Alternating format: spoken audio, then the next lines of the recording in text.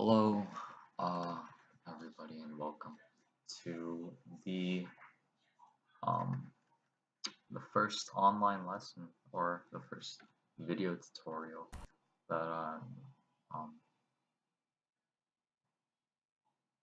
of the FLHS Computer Music Production Club. In this tutorial, I'm going to be showing you how to use the software that I showed you guys on our first meet. That is Magic Music Maker. Now I mentioned in our first meet that this music production software is very basic and should not be used past your like absolute beginner um, phases of getting situated into music production. So that said, you'll probably make one song on this application before moving on to our next project, which may either be Ableton or FL Studio, depending on what you guys want from me. I'll put up a poll on our Facebook page or something like that to decide on that, but that's for the future. For now, let's jump into how to use Magic's Music Maker. Okay, so over here you have your basic layout. You have three sections of your interface. You have your workspace over here, which you can enlarge with this maximize icon here in the top right corner. Now this is basically where you'll be spending probably like 95% of your time, mainly for the reason that it's where you're going to be putting all your work. Um, Everything that you write down, every bit of music that you create will be shown or will be visualized over here on this timeline uh, going horizontally that you can see over here. This timeline is divided into bars, and you can see over here that these numbers actually represent where you are in terms of bars and beats into your song. So the first number before the colon in every one of these intervals represents the bar number that you're at. Okay, so over here we have a total of 16 bars, and over here this number reads 0, 1, which means this is the first bar, colon 1, which means that this is the first beat of the first bar. Okay, and then you have 0, 2, colon 1, which is the first beat of the second bar, first beat of the third bar, first beat of the fourth bar, and so on and so forth. Okay, so I should probably set up notes for this. Okay, I'm going to be talking about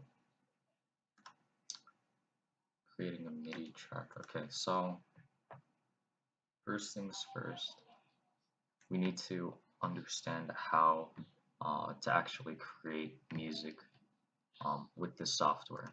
And the way you do this is you create MIDI objects.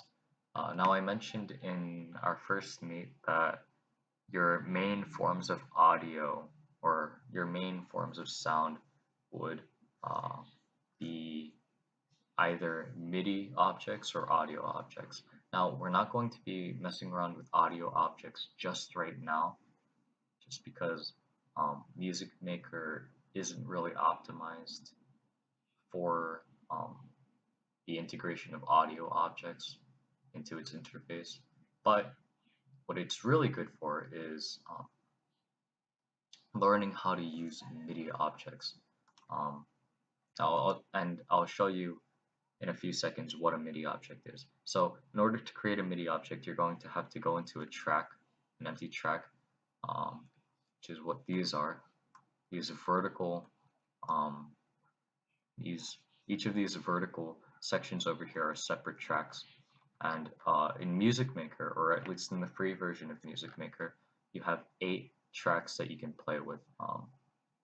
And each of these tracks, you'll see, in each of these tracks you can add separate instruments in to create different sounds uh, that overlap with each other. Over here, we'll just we'll use this piano default uh, instrument for the sake of convenience, and we'll just create a new MIDI object. Okay, so to create a new MIDI object, you're going to right-click onto the track that you want your MIDI object to be onto the workspace, and you're going to select this option, Create MIDI Object. It should be the first option on your after you right-click onto the track, and after you click on that, you'll be taken to this menu over here. You can either choose a standard bar, an empty 1 bar, an empty 2 bar space, an empty 4 bar object, or an empty 8 bar object. Now, what I usually do is I usually just select the empty 8 bar object because generally speaking, you want more space. You optimally would want more space than necessary, than you would want you would want to you would rather have uh, an excessive amount of space than an amount of space. Uh,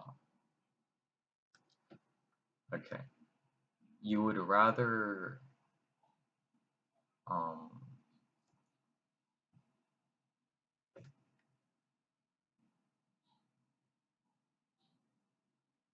because generally speaking, you would rather have more space than necessary than too little space. And the reason why that is because when you're going to be writing in these MIDI objects, you may find yourself running out of space. Like say if I had a 2 bar MIDI object, but my when I was writing my song, or when I was writing this segment of the song, I realized I needed more. What I would have to do is I would have to keep expanding it, and keep expanding it until it fit what I wanted. And in order to just keep everything convenient, I just like to start out with an empty 8 bar object in order to simplify everything so that I don't really have to worry about running out of space and constantly having to expand and contract as I see fit. Okay, so I've been rambling a bit, but you have your empty 8 bar object over here. Great, okay, now we can start working. Now you'll see that this this object is empty right now, and because of that, when you play the song, by the way, you can either press this button to play, and you'll see that the red line starts moving once you press it, or you can press the space bar to play. Alright, but you'll see that if you use the actual button and you pause, the line will the red line will go over to the location you paused at. So when you play again, it'll start from the position that you paused. Now when you press your spacebar, however, and play your song like that, when you press it again, the red line will just return to its original position. So if you ever wanted to, this is good because if you ever wanted to like repeat a segment of your song without having to constantly bring the red line back to its original position, you can just press space when you want to stop listening. Edit, press space when you want to stop listening. And it just creates an easier experience while making music. Okay, now on to the actual music creation process. Okay, so you have your MIDI object here. Great, now what? You're going to have to double click onto the MIDI object. And what that will do is it will bring you to this menu. Okay. Now you'll see over here you have a timeline that's very reminiscent of the timeline that we had in the actual workspace. And the reason why that is because this is the exact same timeline that you have in your workspace, except on a smaller scale. This is your whole MIDI object. These are the full 8 bars that you're going to be working inside. Now, it looks very big right now, and daunting, you know, to work in, but it'll become a lot easier once you start working on it. Right now, what we want to do first is zoom in a little, because this space feels just a little too big for our liking. Okay, so we're going to zoom in, and now you'll see that we're looking at smaller intervals, which makes it, or smaller intervals at an enlarged scale, which makes it easier for us to make music, at a smaller level. So over here you have your bar intervals that I was talking about in the beginning of this video. You have your first beat of the first bar over here. This is your second beat, your third beat, your fourth beat, and the second bar, the beginning of the second bar over here. Your first beat, your second beat, your third beat, your fourth beat, and then the beginning of your second bar over here. Okay, so in order to start making music, what you have to do is you have to draw in notes. Now this is really weird because when you're talking about music, you know, drawing doesn't really come to mind. But when you're making music on your computer, drawing is sometimes the most efficient way of making music, if you don't know how to actually play the piano, which I don't. So what you're going to do is you're going to want to select your pen tool over here, right? You can press Control 2 as well, Control 2 to select your pen tool.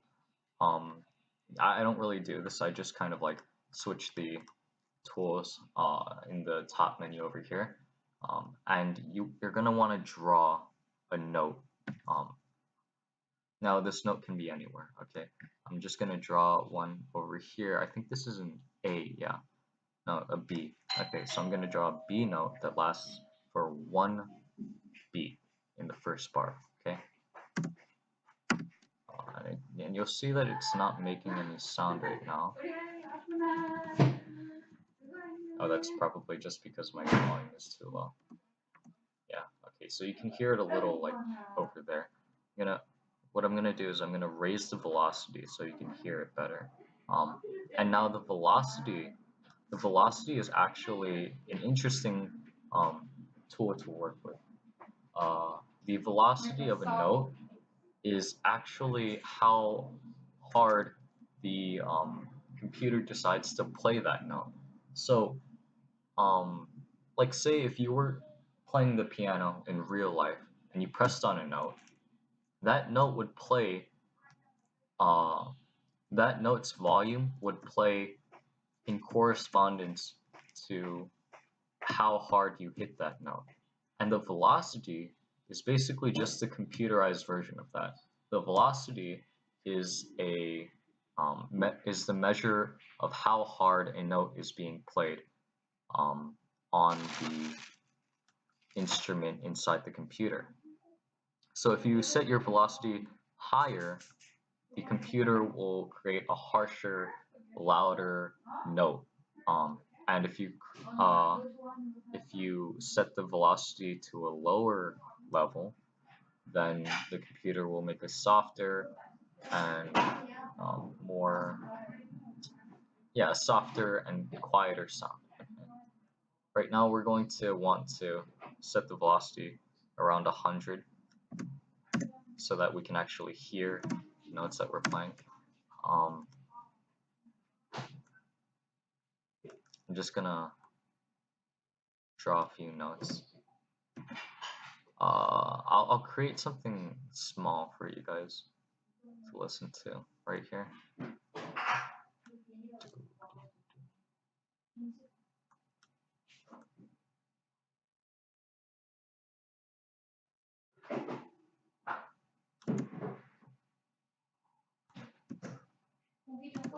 This sounds a bit spooky actually, which is appropriate because Halloween had just passed. All right, so I like this. Okay.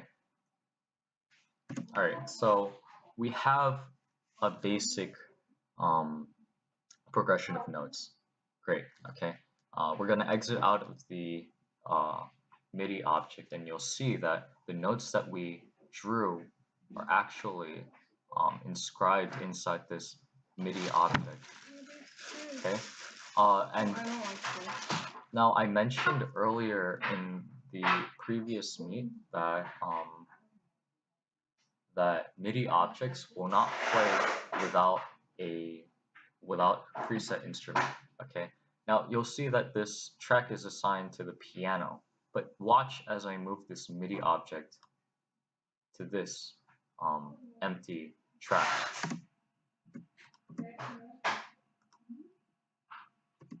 Oh, sorry. The my computer's bugging out a little bit. All right. So now that I move this MIDI object to this empty track, you'll notice that it's not producing any sound. And the reason why that is because MIDI objects do not create sound on their own. They require an instrument to play them. What they are is basically just a bunch of information, just a bunch of inputs that the user is responsible for creating, so that those inputs can be translated through an instrument, which then takes the pitch or takes the notes of those inputs and then produces sound out of them.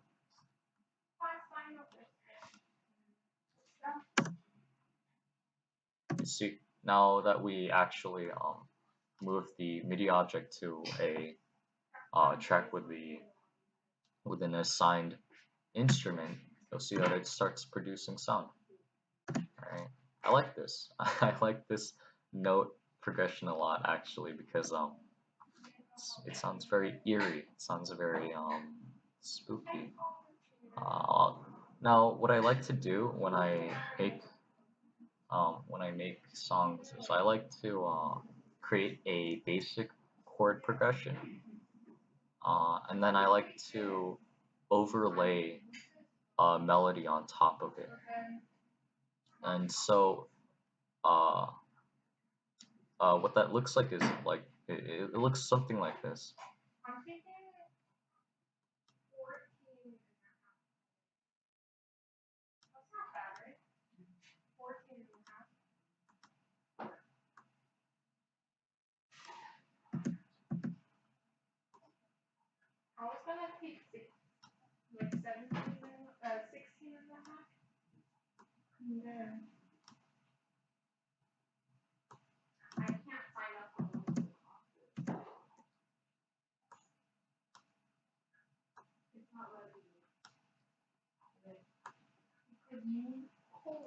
The velocity for these notes is a bit too high.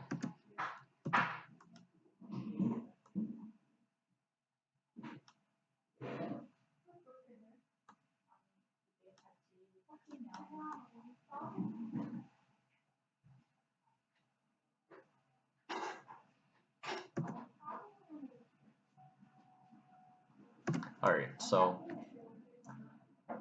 This is a bit of a messy composition actually. Alright, just gonna move this down one octave.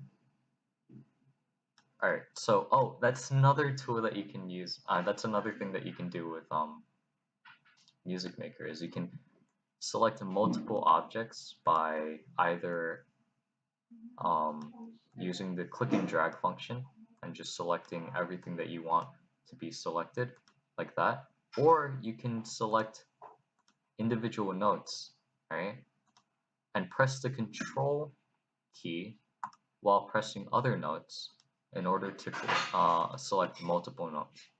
It's a really cool thing that they added actually that I wish a lot of other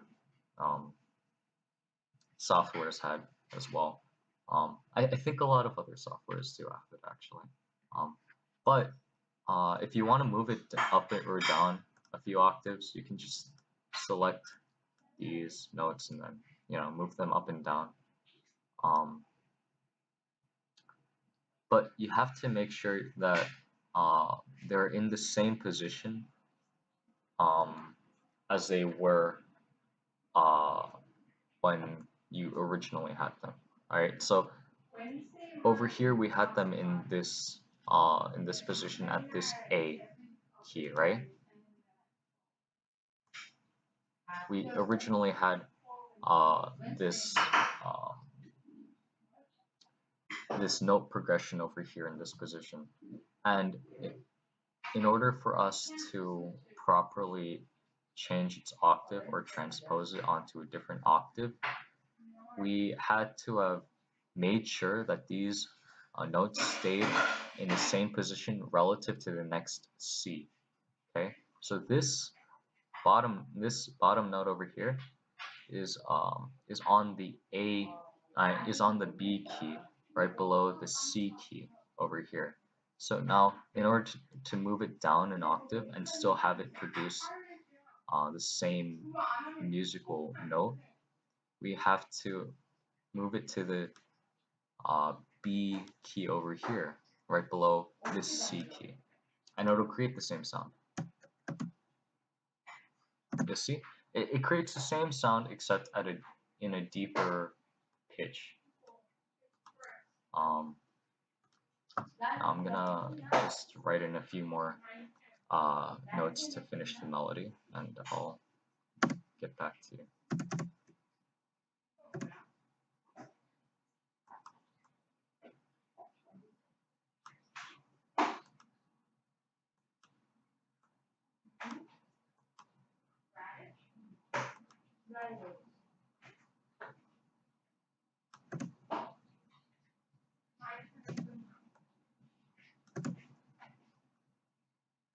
Alright, so that's basically how you create MIDI objects with your application. There are a few more things I want to go over, and that is the zoom tool. And yeah, so in order to use your zoom tool, there are two ways to use it. You can either select this zoom tool over here on your menu, and right click to zoom out and left click to zoom in, or you can press Control in your mouse tool. You can press Control and scroll up or down. If you scroll up, you'll zoom in to your MIDI object, and if you scroll down, you'll zoom out. Personally, I find this a lot easier, but if you would rather use the zoom tool, you can do that as well. Now I'm gonna show you a composition that I was working on for last week, to show you guys last week, but I wasn't able to, obviously, because of complications with our advisor. But I'll show you it right now. Also, I'm sorry for not notifying you guys earlier last week. That was completely my fault. I'll try to have you guys updated more frequently on stuff like this. Um, it was a complete beginner mistake, just because I've never run an operation on this scale before in my life. But I promise I will be better for it in the future. All right, so but I digress. Now this is a composition that I was working on just like during my free periods before the club started. I made this in about an hour and 30 minutes. So it doesn't really take long to create music. Um, Now I started out with a basic chord progression, and a chord is just a bunch of notes played simultaneously. I'll give you guys a listen of this chord.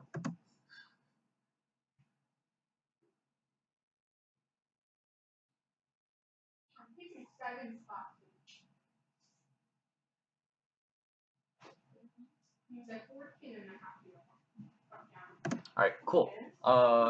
Now this chord progression is good, but it feels a bit slow. It feels a bit slow, but I don't quite want to. I don't quite want to shorten any of these notes, because if I do, then I'll have to shorten everything else proportionally, and that might mess up the uh, alignment with these intervals, and I don't really want to put myself through that headache right now. What I could do instead to make it slower is I can do this instead. I'm going to maximize my workspace. I'm going to go down over here to where it says 120 BPM. Now your BPM is, BPM stands for beats per minute. Now you can turn this, if you click this BPM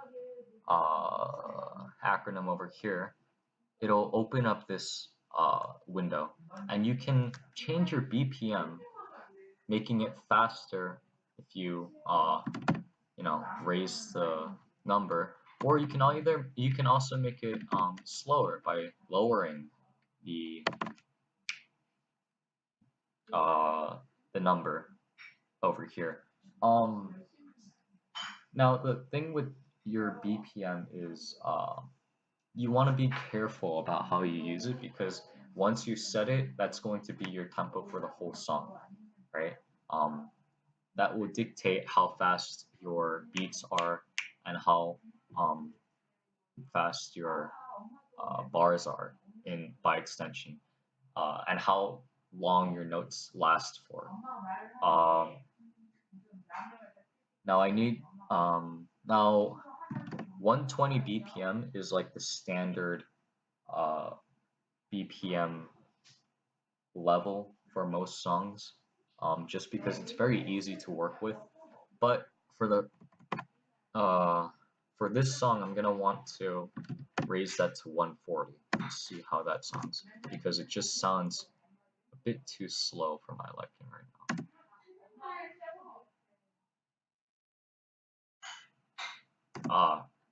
Now that sounds way too fast. Alright, I'm gonna have to alter it a bit. 130. Let's try that.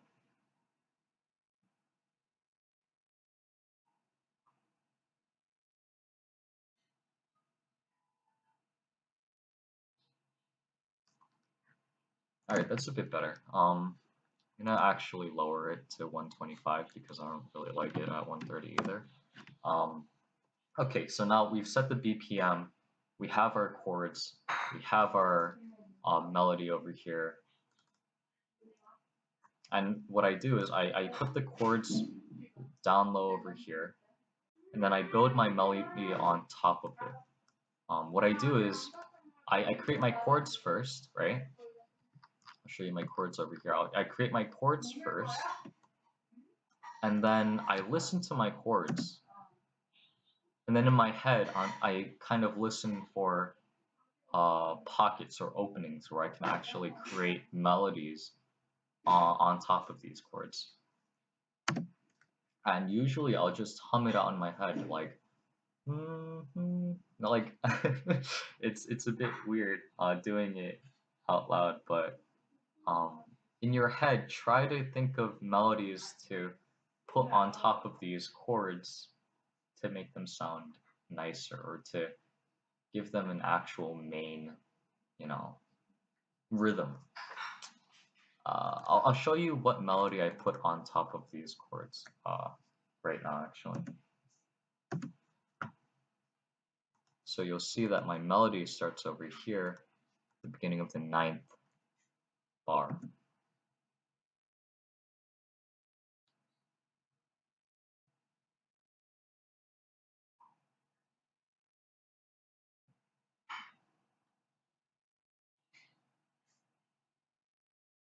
All right, so great. Um, at this point, you should have your chords and your melody. Um, now, when I create my melodies, I hum it out in my head, right? And I draw out the MIDI, uh, the MIDI notes. But usually, like when I draw them out, they won't sound like I want them to sound in my head, even if I'm using the right notes. And the reason for that is because when I'm drawing them out, usually I'll like space them out in a really weird way, right? Um, like I'll think that it's spaced out, uh, like I'll think that in my head it should be spaced out like this, where this note is one beat away from this note. But in actuality, if I was actually going to make this song, it would need to be over here at half a beat away from the first note.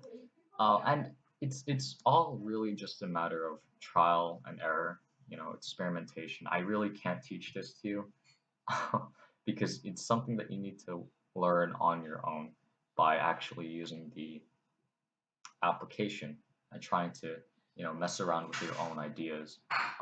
You need to think of it in your head and then um, listen to these sounds, see which sounds actually make sense or which sounds actually correspond to the sounds that you have in your head.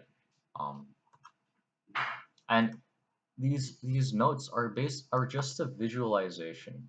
Honestly, they're just a visualization of your ideas, which is so cool. You know, which is so cool about music production is that you can it's a creative outlet where you can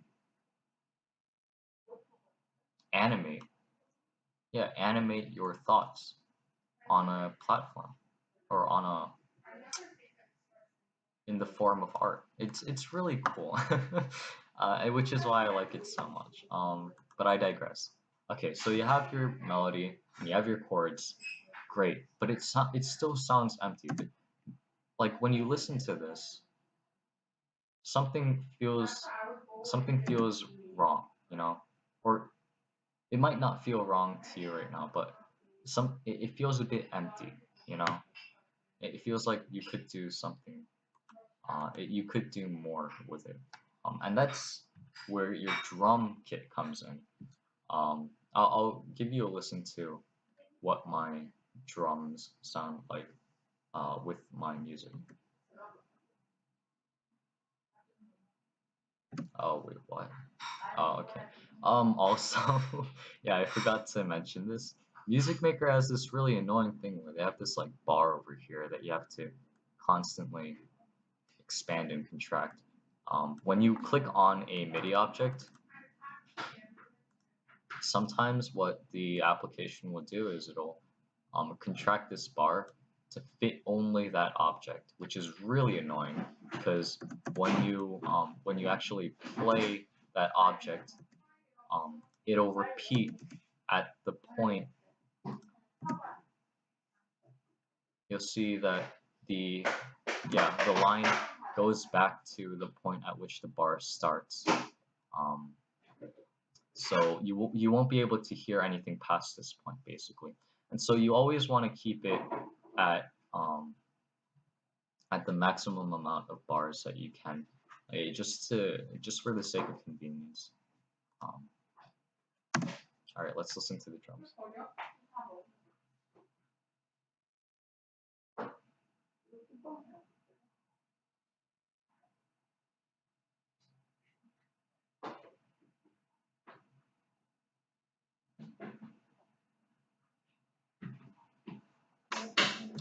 Alright, actually, I think it's a bit too fast. I'm gonna lower it again to 120. Yeah, that sounds better. And you'll see, okay, so for the drum kit is a bit more confusing just because it doesn't work like a actual piano would. It doesn't work like an actual drum kit would in real life. You don't have any visuals to help you at all, really. Um, but what you do have are sounds and experimentation and a lot of time. What you're going to have to do is, all right, I'll actually show you the process from the beginning. So you're gonna want to go into your track and add your instrument. Okay, you're gonna select your MIDI instrument over here, add your Vita, which is your drum kit. Okay, and you'll see it'll bring this menu up. And this menu is, or this window is actually just a bunch of different settings that you can mess around with to mess with the sound that the actual drum kit makes. We're not going to be going into that right now, but when we go into Ableton or FL Studio, we will be covering how to manipulate sounds or instruments through their settings. But right now, we're going to be making a MIDI object for this drum kit, standard 8 bars, nothing special. We're going to expand this MIDI editor window, right? And over here you'll see that you have a bunch of keys. Now, usually these keys would play their respective notes as they would appear on the piano. If you press this key, for example, it would play a C. If you press this, it would play a D. If you pressed this, it would play an A. This would be a G sharp, and so on and so forth. But with the drum kit, these sounds are going to be producing drum sounds, and I'll show you what that sounds like in just a minute.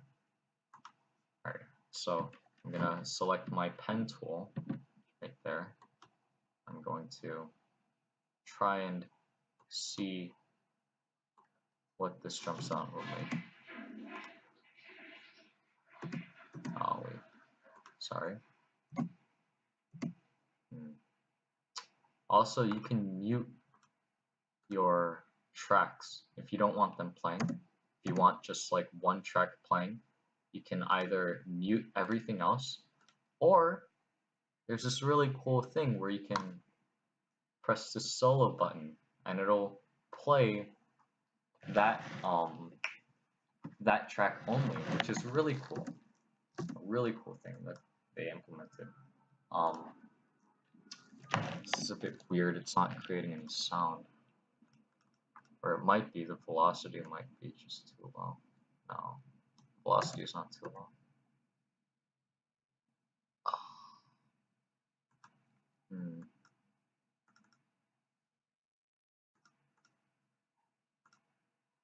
Wait a minute, guys. I'm sorry about this. It's a bit embarrassing. No. Here. Okay. So it's working. I just don't know why. Oh, okay. That's another thing. Okay. What's really frustrating about this drum kit is that on the MIDI editor, everything from this C key and above will not produce a sound. You only start having sounds from this C key and under, which is really inconvenient. I know it sucks, but you just kind of have to deal with it. But you'll see that you have a lot of sounds to play around with. Like here, I'll just give you a rundown of what these sounds sound like. You have a ride over there. You have like, I think that's like a open snare or something. Then you have, sounds like a hit, but a tambourine kind of, not really. That's a cymbal. It's a crash. No, this is a ride. I don't know. I don't know the I'm a bit hazy on the actual terminology, but you get what I mean, right? You have a lot of sounds to play around with.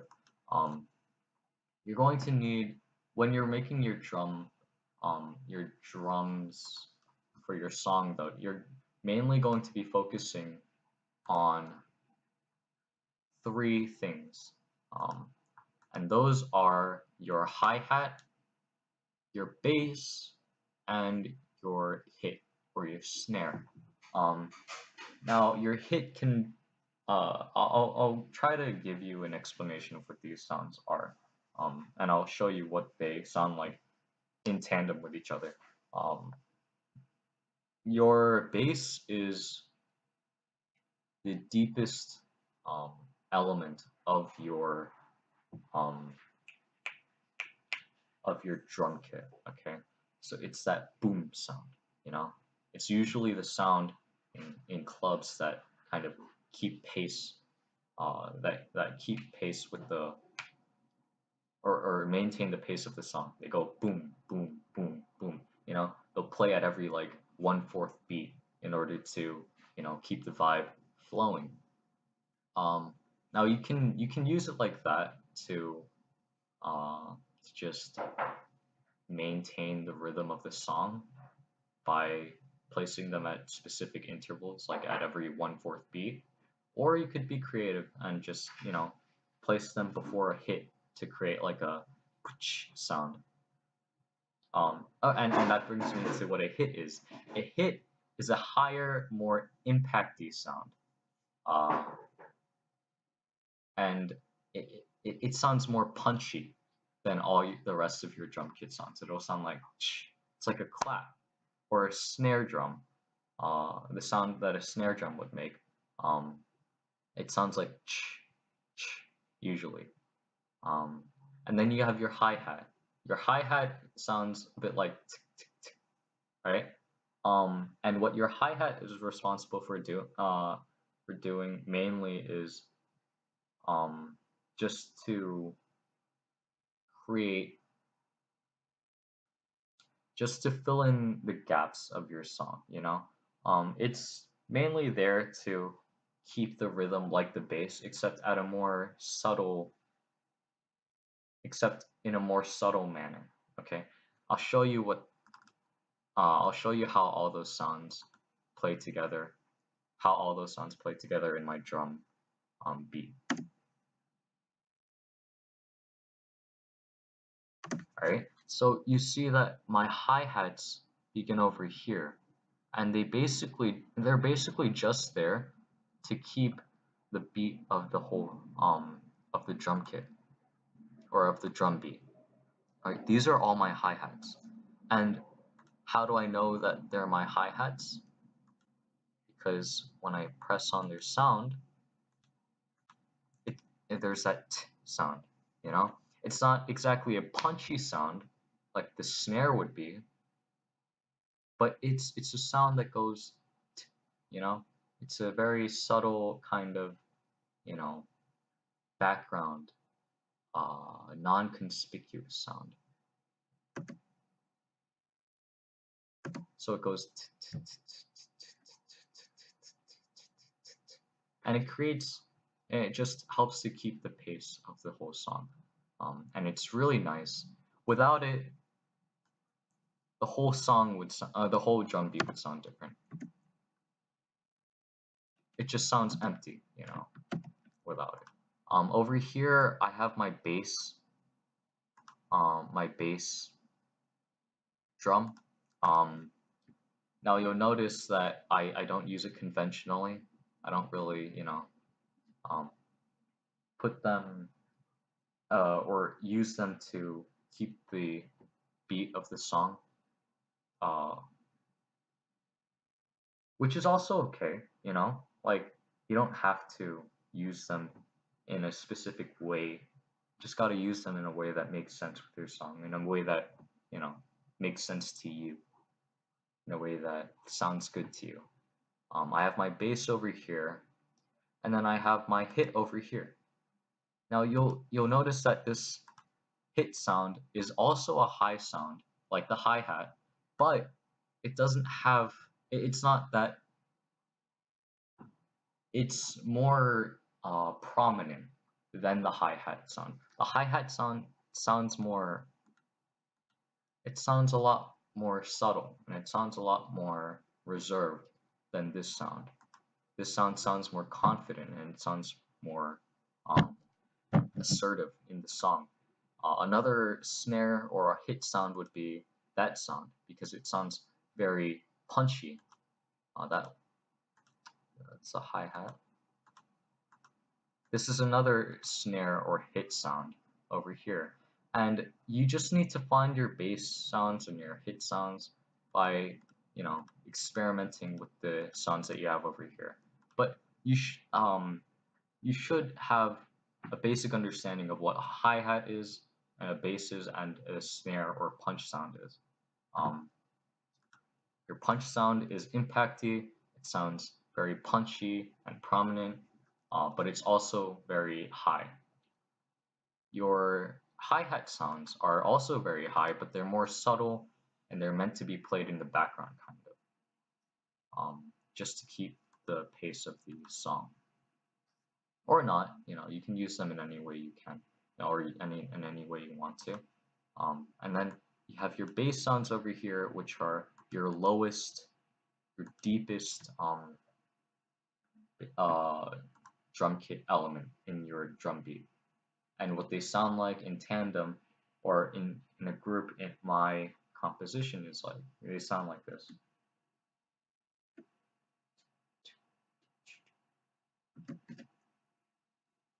You can also line up your hit sounds, like you see over here, to create like a machine gun kind of effect, right? Now I don't know if you guys like it, but that was when I first found out about this, when I was first making music, I thought it was like really cool. So I just wanted to show you what you could do, um, you know, with these sounds. Uh, and yeah, these are basically the basics. I'll give you one more listen to the sound of the song in uh, in its entirety, and I'll end the lesson there. Oh, whoops.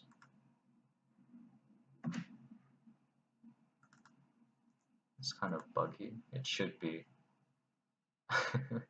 This description should be spread out across this whole thing, but whatever.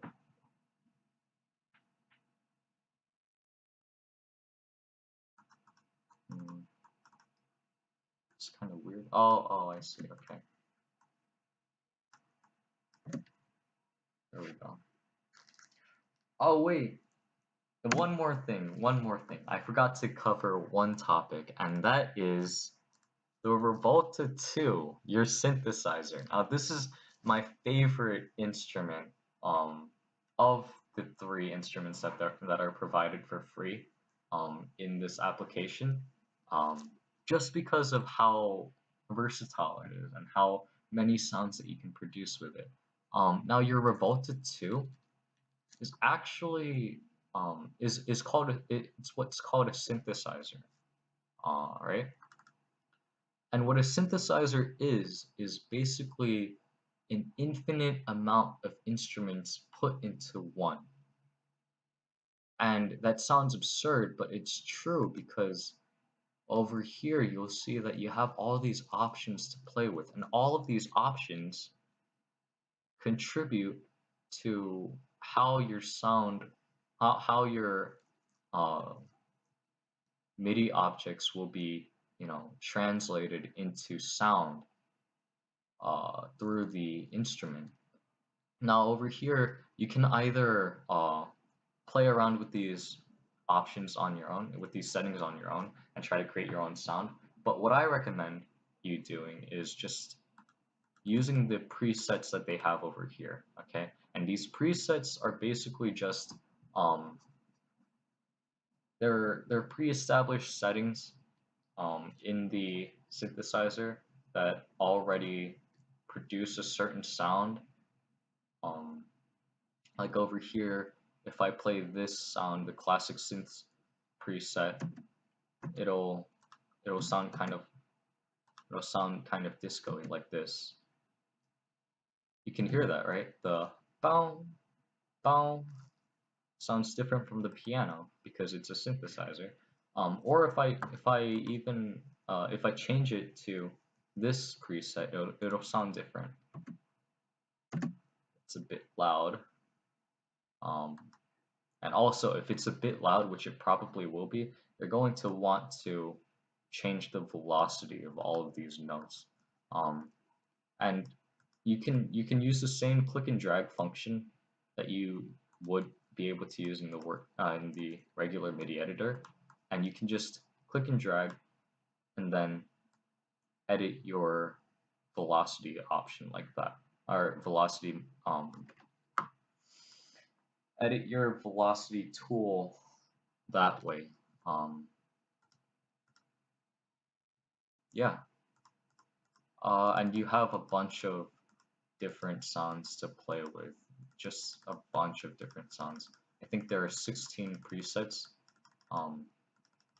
and that's not even including the sounds that you're able to make on your own if you were to, actually play around with these settings, which I don't recommend you doing right now. I just want you to see what preset fits your song the best or fits your mood the best and create a song out of that. Okay. Yeah, and I'll just show you how my song sounds like.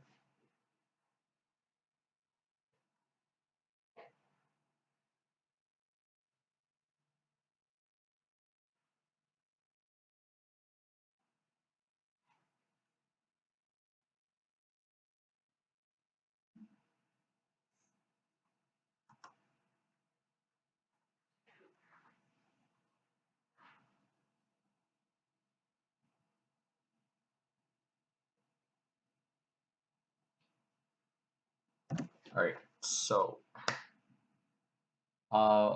that is going to do it for this lesson, guys. I hope you enjoyed. I know I did. This was a lot of fun to make in preparation for you guys. Sorry that I couldn't teach it to you in person.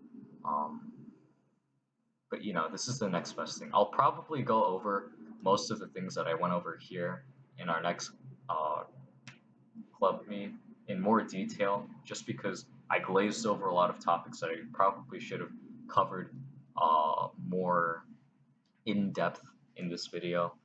But yeah, one more thing that I want to say is if you're having trouble